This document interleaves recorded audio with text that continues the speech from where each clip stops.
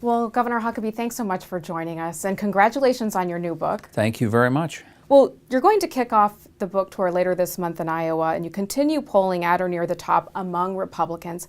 Just how close are you to announcing a run for president in 2012, or are you ambivalent, as the recent Washington Post article suggests? I'm not quite as ambivalent. I think it's a matter of being methodical and thoughtful. It's not that I don't have a point of view, or not that I don't have a real interest in making the decision, but I want to make this decision thoughtfully, not impulsively. And it's a big decision to make. And one of the things I'm looking for, even with the release of the book, is what kind of reaction do I get from it? Because this is a message. People want to know, what does Mike Huckabee think about national security or terror or the debt? This book gives them a good indication. So if people read the book and then my poll numbers go tanking, I probably get a pretty good indication that maybe my point of view is not in sync. On the other hand, if people read this book and say, you know what, here's a guy who takes some of the complex issues of the day and he applies simple common sense principles to them. That was the intent. Because I really believe that if you look at it, the original Constitution of the United States was less than 20 pages, yet the health care bill alone was over 2,000 pages. We've got to get back to the simplicity that our founders envisioned. Now, you continue polling at or near the top amongst Republicans. Why wouldn't you run? Because of two things. First, I do believe that it's going to be a very, very, let's just say, fractious Republican primary. You may have a dozen to 15 guys who all get in, elbowing each other. It's going to be, demolition derby. But the second reason is I've got to be able to see a way to the finish line.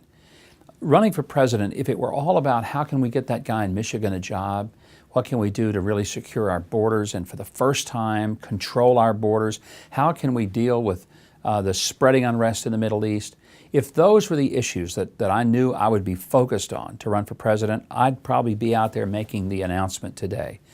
But I've done this before, and unfortunately, a lot of the time is spent defending oneself against these ridiculous charges that come from one of 10,000 decisions that maybe were made when I was governor, distorted and contorted, and the next thing you know, you're not talking about the things that really matter. You're not talking about the things that compelled you to run. You're out there putting out little bitty brush fires. And so I've got to believe in my heart of hearts that I could stay focused on what it would mean to be president of the United States, not, there's a blogger over here who's just created a firestorm because he's now speculated that when you were in grade school, you pulled a girl's hair in the 5th grade. And what does that say about your attitude toward women? It's that kind of nonsense that just sometimes makes you say, wow, are we actually going to have a campaign? Are we going to have a spitting match? Now, when I interviewed you back in December in Florida, while you were promoting one of your books, you told me that you could beat President Obama. But a recent Fox News poll finds that President Obama could potentially defeat you or former Massachusetts Governor Mitt Romney. Do you still stand by your December claim? Yeah, I know it sounds a bit audacious to say I think I could beat President Obama. If I were the nominee and could get through the process of the primary, the reason I think I could is because I believe I could offer a significantly clear contrast between the two of us. And I believe what Americans are looking for is the clarity.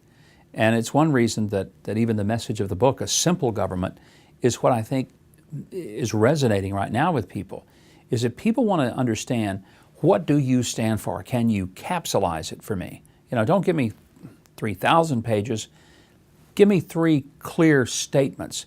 I think that if President Obama and Mike Huckabee were on the debate stage together, there would be real clarity in our worldviews as it relates to the threat of Islamic jihadism.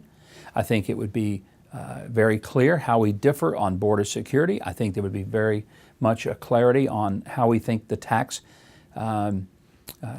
situation in America should be revisited and changed, and how we could restore manufacturing, energy. I could go on and on. But I think the contrast would be clear, and I do believe that I would be able to communicate with him and debate with him in an effective way. Now, back in 2008, you really connected with voters and largely in part because you pushed for that smaller, simpler government, the theme of your new book. Tell us about the book, and do you think that in some way you may have helped inspire the Tea Party movement? If I said something like that, people would say, oh, who does he think he is? You know, I don't think that I personally went out and inspired anything. Here's what I do think is a statement of fact, that the messages and the themes that I was talking about in 2008, for which I was pilloried and often vilified, especially by many people within the Republican Party, are now the themes that are the foundation of the Tea Party. For example, when I talked about the reckless runaway spending, when I criticized the debt, and when I talked about the fact that we were going into an economic recession a year before anyone else talked about it, I remember being virtually skinned alive by the Wall Street Journal and some of their writers, because I actually was talking in Detroit in the fall of 2007 that the economy was not doing as well as the Republican Party trumpeted it to be. And I was considered a heretic, a populist. I think that was one of the terms that has been ascribed to me. You know, a few months later, it looked like I was prophetic. It wasn't that I was smarter than everybody. I'll tell you what was the deal. I was listening to the people who were feeling the first effects of a downturn economy, because there is a sense in which trickle down is true. If there's a good economy, it'll be felt first at the top, and it eventually will work its way throughout the economy, and all levels will experience it. Here's the inverse.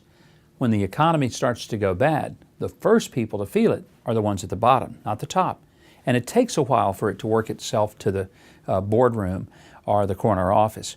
So that's exactly what I was simply trying to put forth, was that, you know, I was talking to baggage handlers and taxi drivers and flight attendants and people who were cleaning the rooms at the hotels.